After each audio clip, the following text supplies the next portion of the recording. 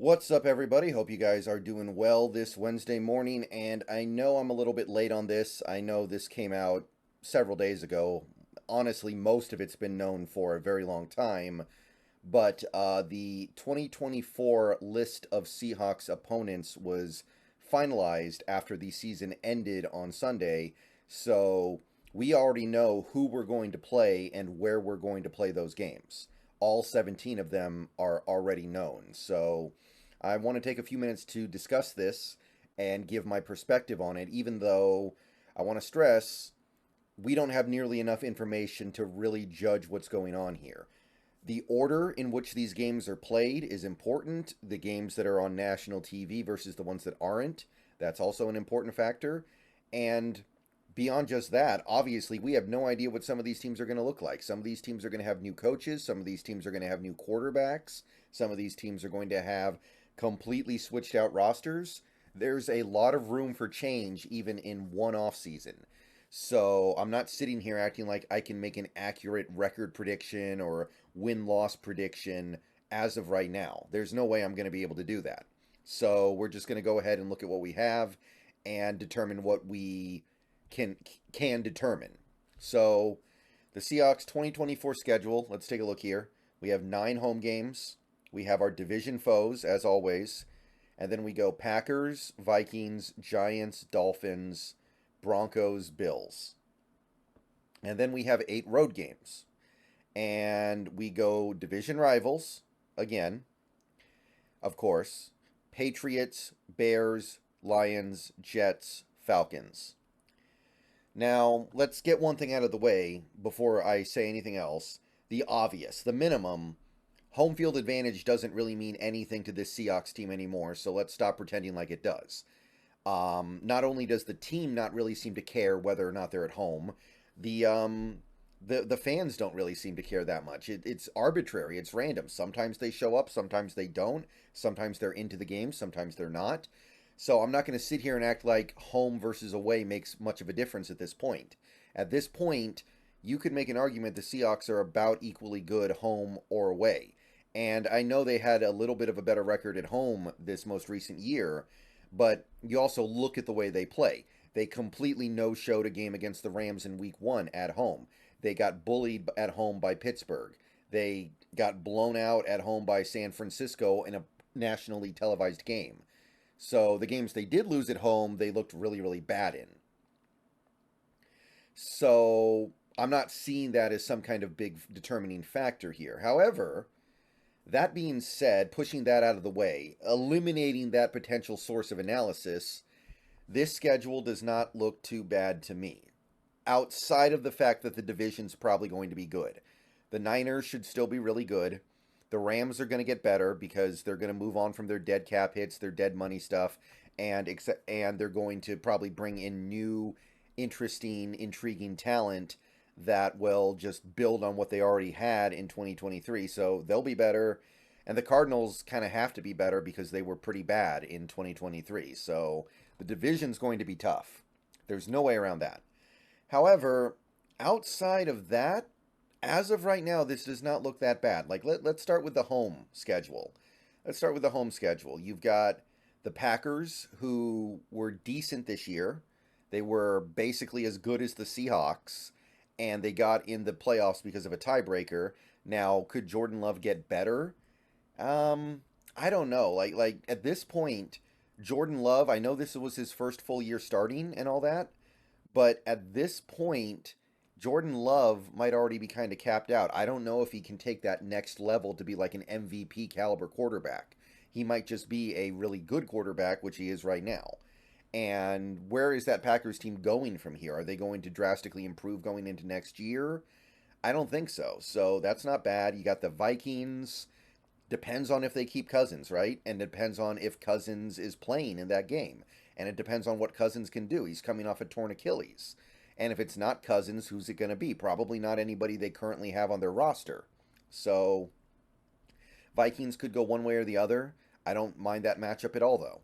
As of right now, either they bring back Cousins and try to fight through the season with him recovering, or they go after some rookie, or they play some journeyman to kill time. It's probably not going to be very good regardless. You've got the Giants, who are probably looking to have another kind of run out the clock year because they're stuck with the Daniel Jones contract and they probably just have to let him play it out, or at least partially, before they let him go. So the Giants are probably not going to be very good in 2024. The Dolphins, I mean, they definitely pose a problem for sure. That's a good team. That's a team that can really attack our defensive weaknesses and really, really go after a team that has a speed problem on defense like we will probably have.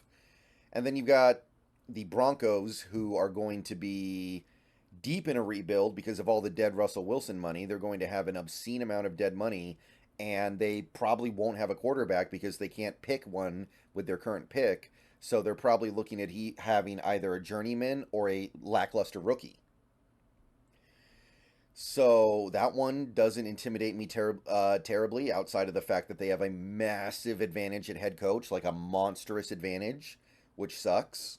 But this Broncos team should not be particularly good in 2024 either because of all the stuff they're going to be fighting through. And then you've got the Bills, and the Bills should continue to be a good team. They overcame a lot this year to be what they are, a 2 seed. So that one's tough. Miami's tough. It kind of sucks that we're burning a couple home games when you think about it, but then again, you think about it and it's like, well, who cares about home games anymore? I don't think this team does, and I don't think these fans care about it. So really, at the end of the day, you have to play them at some point, home or away. We get them at home. I don't even know if it matters, like I said. So the home slate, it kind of depends on what Green Bay does, but the rest of this I feel okay about. And then the road slate is actually extremely agreeable. We have our division rivals, and again, that's going to be a pain. No way around it.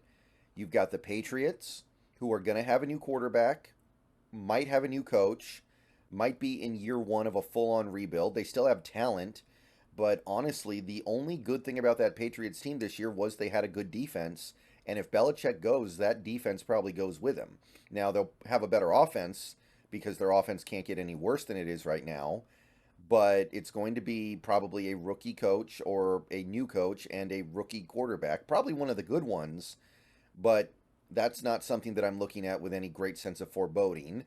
You've got the Bears, who are probably looking at a rookie quarterback of their own. Now, I will say this, the Bears finished the season very strongly in 2023. They played some good football down the stretch, and they could have easily gone 7-1 in their last 8 games with just 2 very reasonable breaks. They blew that big lead to the Vikings, and then they dropped the Hail Mary against the Browns. They were that close to going 7-1. So there's something brewing there beyond their quarterback. Their defense came around a little bit. They started to get better things out of their receivers. And assuming they do go get Caleb Williams, which they can do, then while he will be a rookie, I do view that Bears team as potentially dangerous and concerning. You got the Lions. Lions should continue to be good. I don't have any particular reason to think otherwise. So Lions, that's tough. Although we have won a couple games in a row in Detroit, so it's a matchup that we seem to be able to take some advantage of. Although I do expect that Detroit will continue to improve that defense. Then you've got the Jets. Who the heck knows? We need to see what Rodgers looks like when he comes back, if he comes back, and if he's able to stay on the field. This one might depend on when in the season we play them. But as of right now, that's not a very good Jets team. And then the Falcons, who knows, right? Who the heck knows with the Falcons, right? Truly, who's the quarterback going to be? Who's the coach going to be? How are they going to run the offense? They're going to have good things foundationally. They're going to have that good offensive line, good running backs, interesting targets. This might end up being a Russell Wilson reunion game. Some people are saying that the Falcons might go get him. I personally think that was far more likely if they kept Arthur Smith, but they let him go. So I don't think that's going to happen. But who knows what Atlanta's going to look like. But whatever it is, it's definitely going to be a new coach, and it has a very good chance of being a non-blue chip rookie quarterback. It could be Penix. It could be J.J. McCarthy. It could be Bo Nix. And if that's the case, then I'm not terribly concerned about the Falcons being some great team in 2024. So this isn't bad, right? This isn't bad. There are some games that look very manageable in this schedule for sure. You would assume that New England, the New York Jets, and Atlanta would be fairly soft. You've got the Vikings, the Giants, the Broncos, and assuming you can win at least a couple games in your division, you're already up to 8 wins pretty easily, and then you just need to win a couple of tough games, like you beat Detroit, or you beat the Bears, or you beat a team like, I don't know, the Dolphins or the Packers, and you're in that double-digit win territory that pretty much guarantees you the playoffs. So this schedule looks softer than the schedule we had this year. The 2023 schedule ended up being one of the toughest schedules in the league. This one looks a little more middling to me, and if it holds up, and again, there's way too much time for things to change for us to say anything for sure. But if this holds, then we should do a little bit better in 2024 just because of the level of competition. Now, no schedule can make us better than we actually are, and we obviously want the Seahawks team to be great. And right now they are not, but they can get propped up a little bit if this schedule breaks the right way. And we've got a chance at that. All right, that's really all I can say for right now. We need to learn more information about the order, what games are going to be on prime time, and when those days come, I will make videos about it. But that's going to do it for now. I think this schedule looks pretty decent. This slate of opponents, rather. It's not a real schedule yet. All right, more videos coming later today. See you guys. Go Hawks. Let me know what you think about it. Looks manageable, like I said. That's the key word here. Not easy. I'm not going to call this easy. Nothing easy in the NFL unless you're the Saints, Falcons, and Buccaneers this most recent season. It's manageable.